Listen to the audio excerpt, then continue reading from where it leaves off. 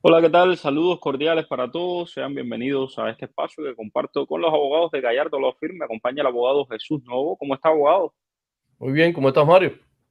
Muy bien, muy contento de felicitar a Ismael Labrador, también abogado de inmigración de Gallardo, que hoy está de cumpleaños. Así que desde aquí le mandamos un abrazo bien grande a Ismael. Está en sus 30, dirían los americanos. Así que saludos cordiales para Ismael, que lo está celebrando.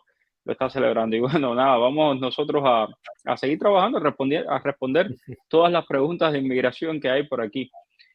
Bueno, vamos allá.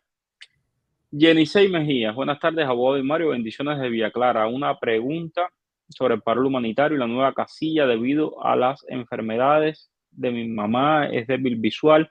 Bueno, este tema de la nueva casilla que se ha reportado, lo reportó mi colega Daniel Benítez, una nueva casilla habría sido agregada a la aplicación del parol y que, bueno, pues permite argumentar también por qué deberían considerar este parol humanitario.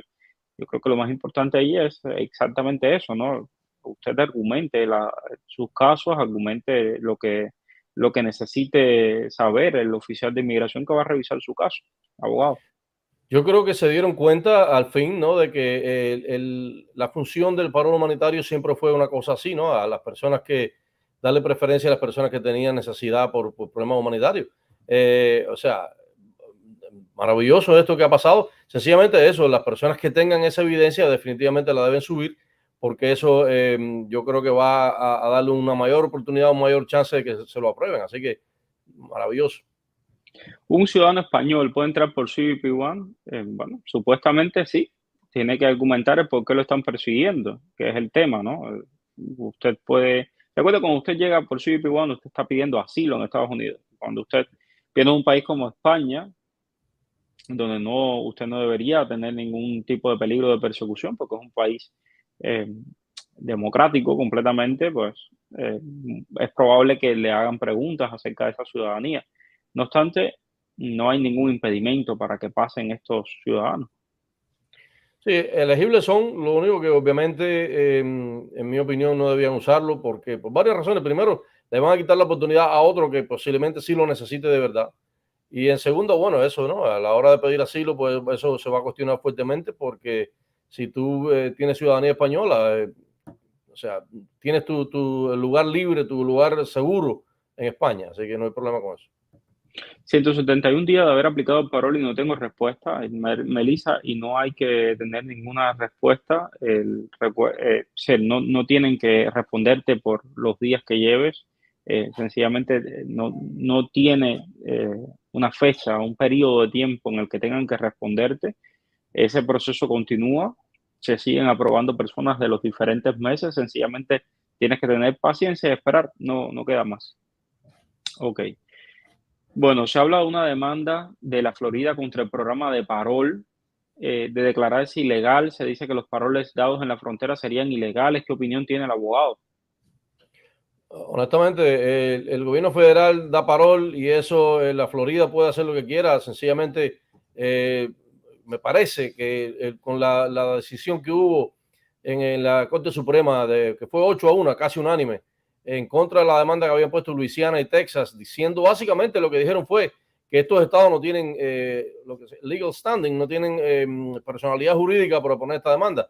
Esto sería exactamente lo mismo. Así que, y en mi opinión, lo que está pasando con el parol, con la petición que pusieron todos estos estados republicanos en contra del parol, también me parece a mí que es lo mismo. No hay, y lo dije desde el principio, yo no creo que tienen personalidad jurídica para poner la demanda. Y si se aplica el razonamiento de aquella decisión de la Corte Suprema, me parece que eh, va a ser igual, el resultado va a ser el mismo, no va a caminar mucho este tipo de demanda. Así que hay que esperar a ver qué es lo que pasa, pero definitivamente yo pienso que no va a haberlo. Adrián Pavón, tengo una duda. Entré por miedo creíble, me dieron un parol por un año, pero en mis documentos salí con fecha de corte para el 20 de julio de ese año y en el sistema no aparece que no tengo corte. ¿Qué se puede hacer en este caso? Esto pasa mucho, te dan un NTA con una fecha de corte, cuando tú entras al sistema no apareces. Sin embargo, la experiencia es que la mayoría de las veces esa fecha se mantiene, por alguna razón después aparece y aparece esa misma fecha. Em, puede ser que cuando le entregan los papeles, o sea, recuerda que el NTA te lo da inicialmente a ICE y después eso se le entrega al abogado de UCIS, al abogado del gobierno, que es entonces el abogado que va a tratar de llevarlo a la corte. Va a presentar eso en la corte para que la corte, o sea, tú plantees tu caso en la corte, responda a las alegaciones que hay. Muchas veces los abogados de esto están repletos de trabajo y no lo hacen rápidamente, se demoran, pero a la larga sí lo entregan ese NTA que te dieron en la frontera y entonces esa fecha se hace válida. De nuevo, si tú no tienes fecha, no apareces en el sistema con fecha, pero tienes un NTA que tiene fecha, yo lo que te aconsejo es que si tienes un parol y ya cumpliste el año, aplica para la ley de ajuste si no aparece en el sistema. Que ellos te digan que tú estás en el sistema y entonces vas a la corte y ya con una carta de UCI diciendo que tú sí apareces, que tú estás en el sistema, a pesar de que no apareces, con eso se puede mandar a pedir que te cierren la corte. Así que esa sería la mejor solución, yo creo. Juan Guillermo Hernández, ¿qué pasa con los F1? Nada, paciencia es, sencillamente tienen que coger su fila igual que todo el mundo. No hay otra opción. Mario, buenas tardes. Mi hijo tiene cita en la frontera por CBP One, está casado con una ciudadana americana. Cuando él pase, ¿le sirve su matrimonio para acelerar su proceso de residencia?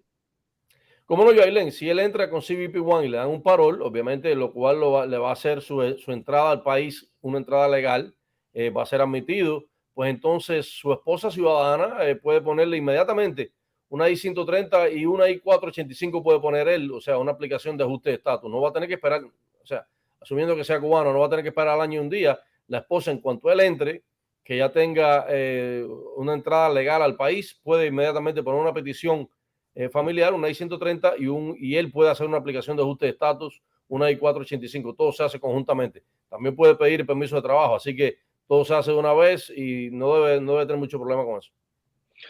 Gresen García, muchas gracias por tu super sticker. Dice, Mario, buenas tardes. Mi caso es del 12 de enero. Desde hace 3 semanas el caso pasó a revisión, está en rojo, no permite escribir nada. ¿Sabe usted de casos como este?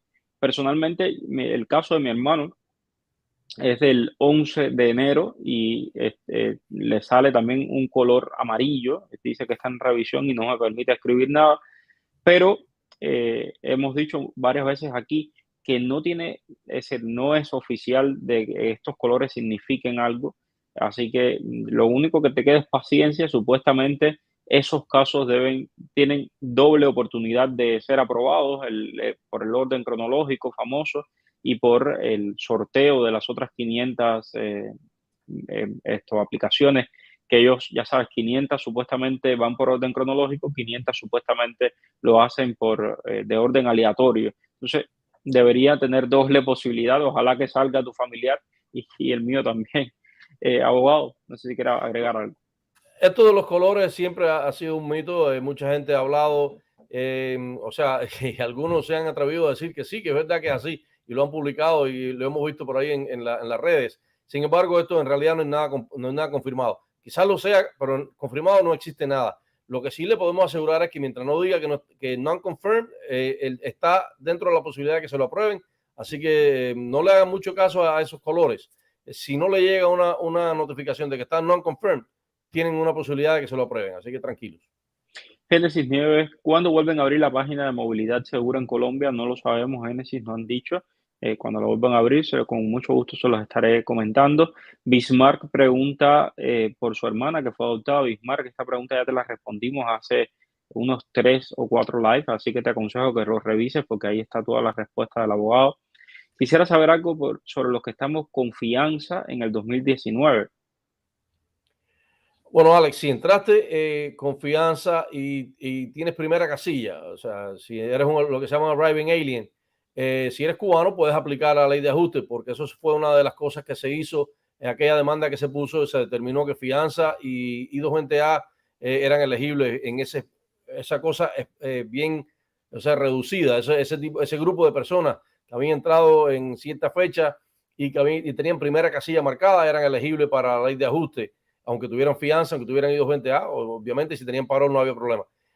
Mi opinión es que cuando se decida lo de la I-220A, o sea, en caso de que tú no hayas tenido, supongamos que tengas segunda casilla, cuando se decida lo de la I-220A, se va a decidir lo de la fianza también, porque es lo mismo. O sea, el razonamiento es que de la única forma que te pueden soltar de detención es con un parol. Y por supuesto, si te sueltan con una fianza, es parol. Si te sueltan con una I-220A, es parol.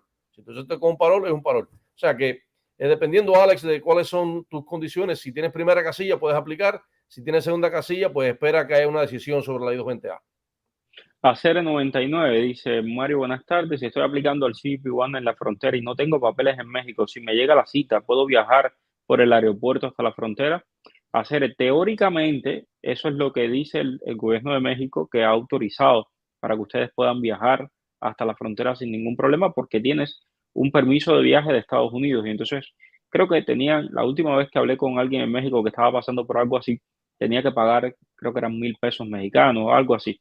Es una especie de permiso, una cosa así que les piden. Ahí en el aeropuerto tú preguntas y te lo van a explicar. Pero sí, los casos que conozco han viajado sin problema ninguno desde México. Gracias a Ana Pérez por ese super sticker y también a DJ Finish por el super sticker. Buenas tardes, Mario Abogado. Gracias por vuestra ayuda. Patrocinar 4 desde enero 11, aún seguimos esperando. Sí, somos muchos. Recuerda que son más de 400.000, cerca de 400.000 aplicaciones de cubanos, más de 500.000 aplicaciones de haitianos. Y esto fue cuando se reveló esa cifra, cifras que además el DHS no está dando. Entonces, ojo con eso porque realmente la demanda es muy superior a la oferta que hay. Cristian Rodríguez, gracias por ese super sticker, eres muy amable. Mario, la reunificación es lo que debe seguir lo que debe de funcionar, años esperando. Juan Guillermo, estimado, créeme que yo, donde quiera que me paro, hablo a favor de la reunificación, hablo a favor de los que tienen I-220A. Todo el que me quiera escuchar, soy un repetidor de lo mismo con lo mismo, diciéndole, bueno, mira, ayuda a regularizar a estas personas, hay que ver qué se hace con los venezolanos que están en este país y que no pueden ser regresados a Venezuela, los nicaragüenses, los cubanos con el tema de la I-220A. Hablo con políticos, con funcionarios, con todo el mundo y constantemente parezco una maquinita repitiendo lo mismo. Así que sí, esto de la reunificación familiar lo he dicho muchas veces. Ok, me gustaría saber si tengo puesto el parol desde hace 3 meses, afecta que tenga puesto no, una reunificación familiar para nada. Puedes retirar el patrocinador, lo de USCIS, es decir, desistir, quitar el proceso de parol, sí lo puede hacer. Ahí tienes el número de los abogados de Gallardo, ellos se dedican a hacer eso también y han sido muchas las personas que los han llamado y les han quitado los patrocinios a personas en Cuba, en Venezuela, en Nicaragua, en Haití. Ok, buenas tardes, Mario, abogado. ¿Qué debo hacer si cambié la dirección para actualizar el permiso de trabajo y el social? Marlene, cuando tú entraste al país, me imagino que entraste por la frontera, te dieron varios papeles. Uno de los papeles que te dieron fue un papel de cambio de dirección. Además, cuando vas a ICE, cada vez que vas, te dan un nuevo papel por si acaso, porque ellos saben que la gente se muda. Debes cambiar en ICE, debes cambiar en UCIS también tu dirección, sobre todo si aplicaste para el permiso de trabajo, debes enviarle ese cambio de dirección. La corte es diferente porque la Corte requiere una moción. La Corte requiere, obviamente, como que la Corte es un proceso judicial, requiere que se haga a través de un proceso judicial, a través de una petición que presentan los abogados. Pero con UCI y con ICE puedes presentarlo con unos documentos que te dan, que son precisamente para cambiar la dirección y mostrar dónde es que estás viviendo ahora. Bueno, Cristian Rodríguez nos envió un super sticker. Muchas gracias, Cristian, y nos pregunta, nos dice, Dios los bendiga. Sin novedades en el juicio, abogado, si usted apostara por el desenlace del juicio, ¿a qué apostaría? Totalmente, mi apuesta desde el principio ha sido a favor del gobierno federal de que el parol va a continuar. Después de esta decisión, como decía hace un rato, después de esta decisión de Luisiana y Texas en contra del gobierno federal, básicamente con el mismo juez, el juez Tipton, y que los jueces de la Corte Suprema, 8-1, decidieron que los estados no tenían standing, básicamente, que no tenían fuerza legal para traer la demanda. Todavía me siento yo más confiado. Es más, he dicho entre algunas personas que no me sorprendería que los estados en algún momento retiraran voluntariamente la demanda, porque básicamente al estado de Texas le han dado muy duro en esto, ¿no? Básicamente los jueces de la Corte Suprema dijeron, ustedes no tienen ninguna personalidad jurídica para estar cuestionando lo que hace el gobierno federal en cuestiones de inmigración. Ellos quieren ponerlo, los gobiernos, o sea, los gobiernos de los estados quieren presentarlo desde el hecho de que ellos incurren gastos a través de estas personas que entran. Sin embargo, eso obviamente sabemos que es una falacia, sabemos que eso no va a caminar porque a la larga, primero, el gobierno federal los va a reembolsar por muchos de estos gastos y en segunda, no han podido demostrar. Hemos visto algunas de las evidencias que ellos han presentado y no han podido demostrar cuáles son los gastos estos de los que ellos hablan, sobre todo con la gente que entra con parol, que vienen patrocinados y que no pueden, o sea, en teoría no son elegibles a ningún tipo de asistencia pública. Así que si yo tuviera que apostar, que no me gusta apostar nunca, apostaría a que va a ganar el gobierno federal y que los estados van a perder. Por cierto, si van a apostar, apuesten en el Mega Million y el otro, la otra lotería que anda, el Powerball, andan por los $1.000 millones. Mil Así que millones tiene el Powerball. Ojalá alguien se lo saque y le resuelva la vida, porque dicen que cuando la gente se saca la lotería después es una desgracia, pero sí, sí, sí. Bueno, si me la saco yo, vamos a tener un estudio más grande para poder hacer esto más. Ok, ojalá te la saques, Mario. no, hombre. Buenas tardes. Ser médico pudiera ser una razón para poner en esta nueva casilla. Ser médico per se, Merlín, no es un motivo de persecución. Usted tiene que argumentar si usted es un médico perseguido, por ejemplo, por estar en una misión internacionalista del régimen cubano, es un médico esclavo al que le roban el 90% de su salario, si usted ha sido expulsado de su trabajo, si usted sufre algún tipo de represalia. Por ejemplo, conozco médicos que están en Brasil que no pueden regresar en 8 años a ver a su familia en Cuba. Conozco, o sea, hay varias cosas que sí son motivos de persecución. Se recuerde usted que este parol es por razones humanitarias y una de las razones humanitarias puede ser esta persecución política. Por cierto, yo creo que lo compartí con ustedes, Luis Manuel Otero Alcántara y Michael Castillo Sorbo, dos disidentes cubanos muy reconocidos, tienen el parol humanitario y lo tienen ya aprobado. Ahí tienen un ejemplo de cómo sí funciona en determinados casos con este asunto del hecho de ser un parol humanitario, ¿no? Ellos lo tienen aprobado, está todo listo, tienen hasta el permiso de viaje, lo tienen todo. Lo único que falta es que el gobierno cubano los deje salir de la cárcel para que viajen a Estados Unidos. Pero el gobierno cubano o la dictadura cubana no lo permite. Ok, vamos a seguir por aquí. Buenas tardes, Mario. Buen trabajo. Tengo una pregunta. Un deportado por negación de miedo creíble en el mandato de Trump, ¿podrá aplicar a la app CBP One? Hemos visto varios casos, Julieski, de personas como esta persona que tú nos refieres. ¿Qué es lo que ha pasado con estas personas de los casos que hemos conocido? Si todavía tienen la orden de deportación, porque fue por 5 años, lo que pasa es que cuando lo procesan en la frontera, a las personas que yo he conocido que ha sucedido esto, le han dado una I-220B. Esto es una orden de deportación con supervisión. Por lo tanto, en algún momento pueden ser detenidos y enviados a Cuba. Así que ojo con eso. Abogado. Sí, esa es la experiencia con nosotros también, lo que le dan a una I-220B. Sin embargo, dependiendo, o sea, y esto es lo que yo siempre, por lo que siempre he abogado y siempre he dicho que se debe hacer. Si tú fuiste deportado a Cuba y durante el tiempo que viviste en Cuba fuiste de nuevo perseguido, tienes ahora nuevos elementos para reabrir ese caso y, o sea, presentar nuevos elementos para un nuevo asilo. El hecho de que tú lo hayas negado anteriormente no quiere decir que ahora, tú sabes, ya tú más nunca puedes aplicar para asilo. Si ahora eres víctima de una nueva persecución por otras razones, obviamente yo creo que es un elemento que se puede usar.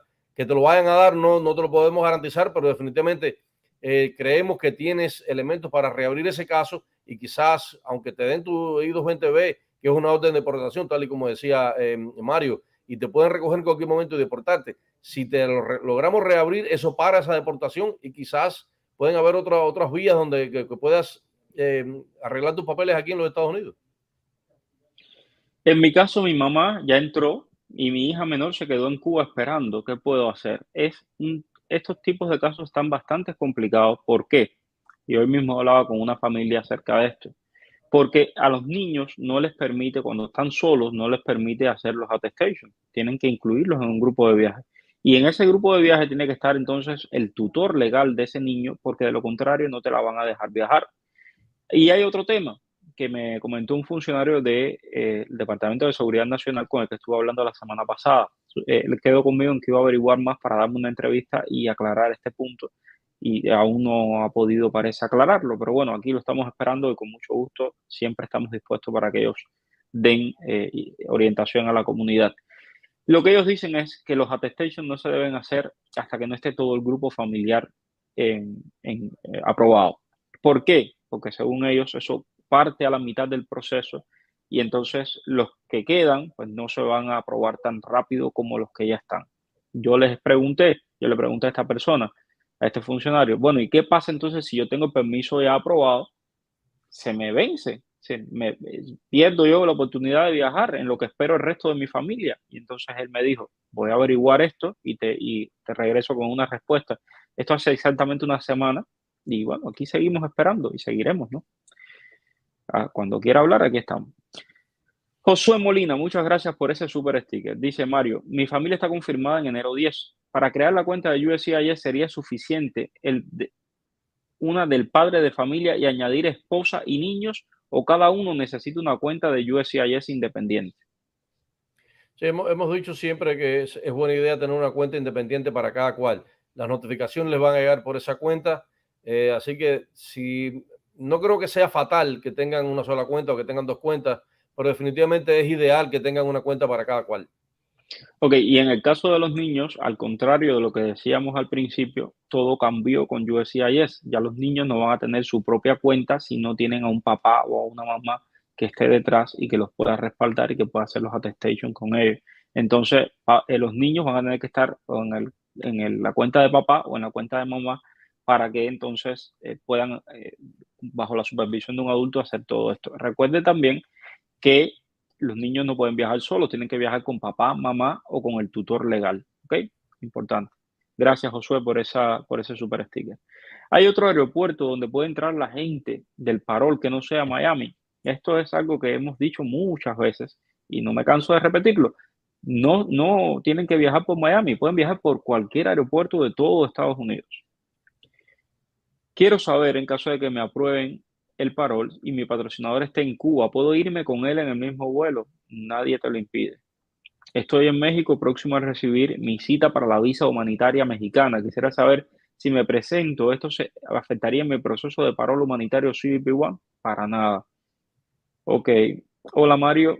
Bueno, este ya lo leímos. Hola, buenas tardes. Entré con parol de 60 días. Después me dieron I-220A con fecha de corte para el 2027, primera casilla. Quisiera saber si puedo aplicar a la residencia con USCIS y también quién es el juez de Dallas. Bueno, me imagino que hay varios. ¿Se puede aplicar al permiso de trabajo con USCIS ahora? Ya tengo 8 meses en Estados Unidos. Bueno, Eileen, básicamente dice que tienes primera casilla, entraste, te dieron un parol de 60 días. Quizás, okay, yo siempre digo, lo importante no es la casilla que tienes marcada, sino cómo fue que tú entraste. Si tú cruzaste la frontera, a pesar de que tengas la primera casilla, si aplicas, digamos, tienes corte y aplicas a la ley de ajuste, las personas que de verdad tienen primera casilla, los que son arriving aliens, son elegibles aunque tengan corte, eso no tiene problema UCI tiene jurisdicción sobre el caso.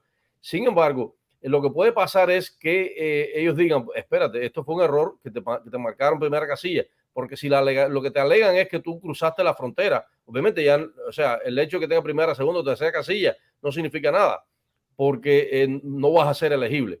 Así que es importante saber cómo fue que tú entraste, esa es la parte importante, cómo entraste. Sabemos de un oficial que acostumbra a las personas que los detienen en la frontera ponerle primera casilla. Quizás lo hace con buenas intenciones, pero en realidad tú puedes ser un problema. Puede ser un problema por varias cosas. Primero, el fiscal de inmigración le puede cambiar, le puede hacer una enmienda a ese NTA y decir, bueno, basado en la evidencia que yo tengo aquí, usted es en realidad segunda casilla, es un alien present, no es un arriving alien, y eso te haría inelegible para aplicar. Tienes corte en el 2027, suponiendo que de verdad sea primera casilla, tienes parol, no importa que te hayan dado una I-220 después, puedes aplicar. Si en realidad no eres un arriving alien, si eres un alien present, no puedes aplicar hasta que no cierres esa corte, porque entonces UCI no va a tener jurisdicción. Así que yo lo que te aconsejo es un caso como el tuyo, que definitivamente consultes con un abogado, porque es un poquitico complicado y no debes arriesgarte a tener problemas. Mider Montero, muchas gracias por ese super sticker. Dice, hola Mario, soy ciudadana, puse reclamación a mi esposo y en la entrevista le negaron la visa. Entró por la frontera, tiene parol de 60 días. ¿Qué me recomienda? No entiendo muy bien, o sea, ¿qué visa Yo fue la que le tampoco, negaron? Sí, yo tampoco entiendo muy bien, bueno, no entiendo muy bien la pregunta Mider, pero no obstante, si entró por la frontera y tiene parol de 60 días, tienes dos opciones. Una es que haga su asilo político y la otra es que puedas aplicar, si eres cubana, la ley de ajuste cubano al año y un día. Exacto. Ok, que de hecho hay mucha gente que dice que es mucho mejor obtener la residencia bajo la ley de ajuste cubano que la residencia, por ejemplo, por casarse con un ciudadano americano. ¿Nos puede explicar la diferencia, abogado? Bueno, obviamente, una residencia con por matrimonio, la persona que te está pidiendo tiene que poner un affidavit of support, se hace responsable por ti por 10 años. Por supuesto, los 10 años son, y en teoría, porque a la vez que la persona se hace ciudadana americana, ya tiene todos los derechos y, por supuesto, ya entonces ese affidavit ya deja de tener fuerza. La persona que se hace residente a través de la ley de ajuste, pues sencillamente no tiene estas limitaciones. Por otro lado, si tienes bueno, en realidad si estás casada con un ciudadano americano y no importa cómo hayas obtenido la residencia, a los 3 años puedes hacer la ciudadanía, ya sea a través de la ley de ajuste o a través de la petición de tu esposo. Antes no era así, ahora ya sí, eso se modificó y lo único que necesitas es estar casada con el ciudadano para poder aplicar a los 3 años. Esas básicamente son las diferencias. Honestamente, no hay mucha más diferencia que eso. Un poquitico más rápido también en las peticiones familiares. Por otro lado, cuando es a través de una petición, bueno, tienes que llenar una planilla más. Es una I-130, vas a tener que ir a una entrevista que usualmente no es agradable, es bastante, se meten bastante en tus cosas personales. Con la ley de ajuste ya ni siquiera están haciendo entrevistas, así que básicamente son las diferencias, rapidez en contra de molestia, no sé, básicamente lo importante es que te haga residente. Y la condicionalidad de esa residencia, por ejemplo, si se separa de la Correcto, pareja, eso perdería, ¿no? si el matrimonio es de menos de 2 años, la residencia es condicional por 2 años. Sin embargo, y esto es un error, si ustedes se divorcian antes de los 2 años, en realidad casi que es más fácil porque no tienes que esperar a los 2 años para pedir que te remuevan la condición. Puedes pedir inmediatamente que te remuevan la condición y lo haces tú solo. O sea, no dependes de tu cónyuge, sencillamente tú pones una autopetición. Por supuesto, esto se hace un poquitico más o sea, es más estricto, ¿no? Porque tienes que demostrar que a pesar de que ustedes se divorciaron, el matrimonio fue un matrimonio no solo para Real. cuestiones de inmigración. Y esto, bueno, como todos sabemos, inmigración es muy sospechoso y tiene, o sea, no cree mucho estas cosas. Pero se pueden probar, nosotros lo hemos hecho en muchísimas personas. Siempre que tú pruebes que habían los elementos iniciales, el hecho de que se han divorciado no pasa nada. La gente se divorcia todo el tiempo, se casan con idea de vivir para toda la vida, pero desafortunadamente Claro. muchas veces no funciona. Si yo quiero saber si yo me voy para México desde Cuba y tengo el parol puesto, si me llega estando en México, ¿qué debo hacer? Bueno, pues montarte en un avión e irte cuando tengas tu permiso de vuelo. Eso es Exacto. todo. Dejar para acá. Hola desde Cuba, ¿qué puede poner mi hermano en la nueva casilla? No nos vemos hace más de 20 años. Si pone eso, estimado Eduardo, no te lo van a aprobar. O sea, eso no es un motivo por el cual tu hermano le vayan a dar un parol humanitario. O sea, caballero, es importante que entendamos esto. O sea, el parol humanitario, independientemente, es decir, no te lo van a dar por mérito de que estés enfermo o no estés enfermo. Esto de la nueva casilla es sencillamente para darle elementos al funcionario de inmigración que está leyendo y diga al funcionario de inmigración, ok, mira, esta persona tal vez lo necesita más. Pero es solo eso. Y queda muy a discreción del funcionario. No es por lo que escribas ahí que te van a aprobar o que no te van a aprobar. Segundo elemento importante, recuerde usted de que porque no te has visto o porque mi hijo, mi mamá, esos no son elementos para ganar un asilo o para que te den un refugio en un lugar. Usted tiene que demostrar de que usted es perseguido, de que usted, por ejemplo, casos puntuales, eres testigo de Jehová. Ahí tienes un buen caso porque los testigos de Jehová son perseguidos, siguen siendo perseguidos en Cuba, igual que muchos cristianos de diferentes denominaciones que son perseguidos, porque en Cuba no hay libertad religiosa, las iglesias no pueden, tú no puedes mandar a tu hijo a una escuela religiosa, tú no puedes hacer una procesión sin que el Estado sea quien decida dónde se va a hacer la procesión o no. En Cuba no hay libertad de expresión, evidentemente, o sea, hay muchos elementos.